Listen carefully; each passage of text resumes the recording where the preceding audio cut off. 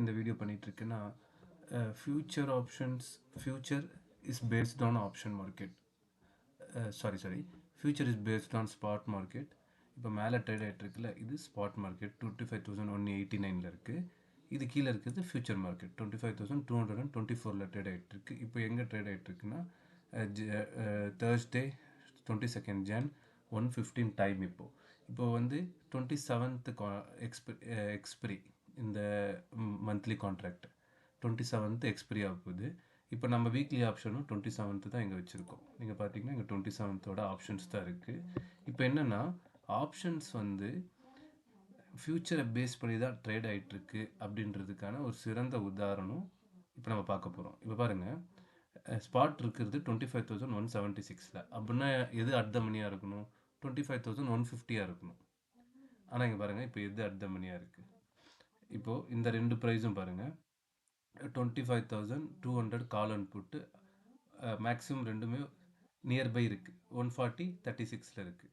இப்போ நான் வந்து 150 எடுக்கிறேன். 25,150 கால் அண்ட் புட்டு எடுக்கிறேன். பாருங்கள், 25,000 புட்டு அண்ட் கால், 25,000 கால் அண்ட் புட்டு பாருங்கள் எவ்வளோ டிஃப்ரென்ஸில் இருக்குது. ஸோ ஏடிஎம்ன்றது ஒரே ப்ரைஸ் நியர்பை இருக்கிறது தான் ஏடிஎம். எந்த ரெண்டு ப்ரைஸ் ரெண்டுத்தோட ப்ரீமியமும் சேமாக இருக்கோ அதை தான் நம்ம ஏடிஎம்னு சொல்லுவோம். இப்போ பாருங்கள், ஸ்பாட்டு 150 அப்படின்னா 150 இது ஏடிஎம்மாக இருக்கணும். 150 ஏடிஎம்மாக இல்லை, கிட்டத்தட்ட 70 பாயிண்ட்ஸ் டிஃப்ரென்ஸில் இருக்குது. ஸோ இதில் நம்ம க்ளோஸ் பண்ணிடலாம். ஆனால் இப்போது ஃபியூச்சர் எங்கே இருக்குது பாருங்கள், 25,225 இருக்குது. அப்போ 200 தானே ஏடிஎம்மாக இருக்கணும். ஒன்று 200 ஏடிஎம்மாக இருக்கணும், இல்லைனா 250 ஏடிஎம்மாக இருக்கணும். இப்போ தான் நம்ம பார்த்தோம் ரெண்டுமே வந்து இது வந்து 35 இருந்தது, 40 இருந்தது. ஏன்னா வந்து இது 200 நியர்பை வந்தது. இப்போ மார்க்கெட் கீழே இறங்கி பாருங்கள், மார்க்கெட் கீழே இறங்கி 200 வரைக்கும் எவ்வளோ 201 வரைக்கும் வந்திருக்கு. அப்போது இந்த ரெண்டு ப்ரைஸுமே மீட் ஆகிருக்கும். கரெக்டாக 200 கிட்ட வந்துச்சுன்னா 25,200 25,000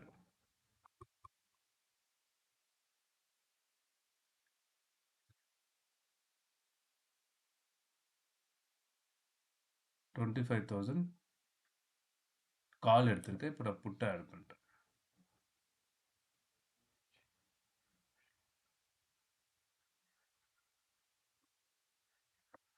பாருங்க, இப்போ இது எவ்வளோ வரைக்கும் லோ வந்திருக்கா? இந்த கேண்டிலோட மேலே லோ பார்த்தீங்கன்னா நீங்கள் வைக்கிற இங்கே பாருங்கள், எல்லுன்னு போட்டிருக்கோம். 25,200 லோ வந்திருக்கு. அப்போ 200 தானே ஏடிஎம்மாக இருக்கும். பாருங்கள், இப்போ நான் 200 வைக்கிறேன். ரெண்டுமே வந்து மீட் பண்ணியிருக்காங்களா? 140 ருபீஸ்க்கு ரெண்டு பேர் வந்து மீட் பண்ணியிருக்காங்க. ஏன்னா ஃப்யூச்சர் அங்கே தான் இருக்குது. இப்போ தெரிஞ்சுங்களா, ஃப்யூச்சரை பேஸ் பண்ணி தான் மார்க்கெட் ட்ரேட் ஆகிட்டு இருக்கு. உங்களுக்கு இன்னொரு எக்ஸாம்பிள் சொல்கிறேன். இப்போ 25,230 இருக்குது அப்படின்னா 250 கால் புட்டு எவ்வளோ 250 கால் புட்டு எவ்வளோ டிஃப்ரென்ஸில் இருக்கணும்? புட்டுக்கும் காலுக்கும் ஒரு 20 ருபீஸ் டிஃப்ரென்ஸ் இருக்கணும். கரெக்டாக? ஏன்னா அது 230 இருக்குது. 250 230 மைனஸ் பண்ணோன்னா 20 ருபீஸ்.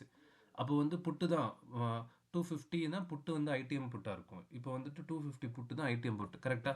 அப்போது புட்டு வந்து காலை விட ஒரு 20 ருபீஸ். இப்போ வந்து 32 இருக்குது, அவர் 18 ருபீஸ் இருக்கும். அப்படின்னா இங்கே கேல்குலேட் பண்ணிக்கலாம். இங்கே பாருங்கள் எவ்வளோ இருக்குது. கால் 24 ருபீஸ் இருக்குது, இது 47 ருபீஸ் இருக்குது, இது 26 46 20 ருபீஸ் ஜாஸ்தியாக இருக்கா? அப்படின்னா இது 230 இருக்கணுமா? 25. இப்போ 25 ருபீஸ் ஜாஸ்தியாக இருக்கணும். 25, இது 48, ஆல்மோஸ்ட் 23 பாயிண்ட்ஸு. இப்போ தெரியுதுங்களா, புட்டு தான் ஜாஸ்தியாக இருக்குது. ஏன்னா வந்து 25,250 புட்டு வந்து ஐடிஎம்.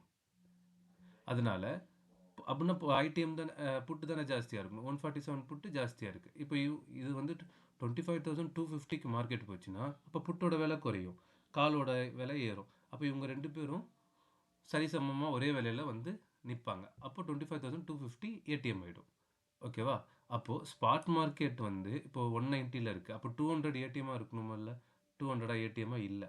எப்போ ஃபியூச்சர் 200க்கு வந்து வருதோ, இங்கே பாருங்கள், 1.25 கேண்டில் 200க்கு வரும்போது அதே 1.25க்கு காலும் புட்டும் ஒரே விலையில் வந்து சந்திக்கிறாங்க, 140. அப்போது ஃப்யூச்சரை பேஸ் பண்ணி தான் ஆப்ஷன்ஸ் ட்ரேட் ஆகிட்டு இருக்குன்றதுல இதில் உறுதியாகிடுது. இது லைவ் மார்க்கெட்டில் இப்போ நான் உங்களுக்கு காமிச்சிக்கிட்டு இருக்கேன். அது நம்ம பக்கத்துல இருக்க ஸ்ட்ரைக்கையும் கம்பேர் பண்ணி பார்க்கணும்னா, 25,222ல ஃபியூச்சர் ட்ரேட் ஆயிட்டிருக்கு. அப்போ 250 ஓட கால் புட் நம்ம எடுத்து பார்த்தோம்னா, 250 ஓட கால் வந்து ஓடிஎம்மா இருக்கும். 250 புட் வந்து ஐடிஎம்மா இருக்கும். கரெக்ட்டா? அப்போ ஐடிஎம்மா இருக்கிறதுக்கு வந்து ரூ. 23 ஜாஸ்தியா இருக்கணும். சரி, இப்போ லைவ்ல ரூ. 18 ஜாஸ்தியா இருக்கணும் கால விட. கீழ வந்து பாருங்க. இப்போ புட்டு எவ்வளோ இருக்கான்? ரூ. 144 இருக்கான். இது ரூ. 18 இருக்கான். அப்போ இதுலேருந்து கழிச்சிங்கன்னா 28, 38 ஒரு 4 ரூ. 14 ரூ. 24 ஜாஸ்தியா இருக்கானா? இப்போ பாருங்க 230 ஆயிடுச்சா? இப்போ ரூ. 20 ஜாஸ்தியா இருக்கணும். இது ரூ. 130 இருக்கான். இது 140 இருக்கான். ரூ. 10 டிஃபரன்ஸ்ல இருக்கான். அப்போ வந்து இங்க 240க்கு வருவாங்க. 25,240க்கு ஃபியூச்சர் வரப்போகுது.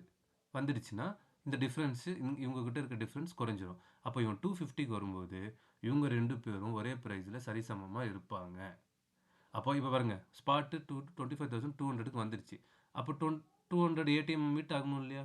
ஏடிஎம்மாக இருக்கணும் இல்லையா? ஒரே ப்ரைஸில் இருக்கணும் இல்லையா? ஏடிஎம்ன்றது என்ன? 2 ப்ரீமியமும் ஒரே ப்ரைஸில் இருக்கிறது தான் ஏடிஎம்.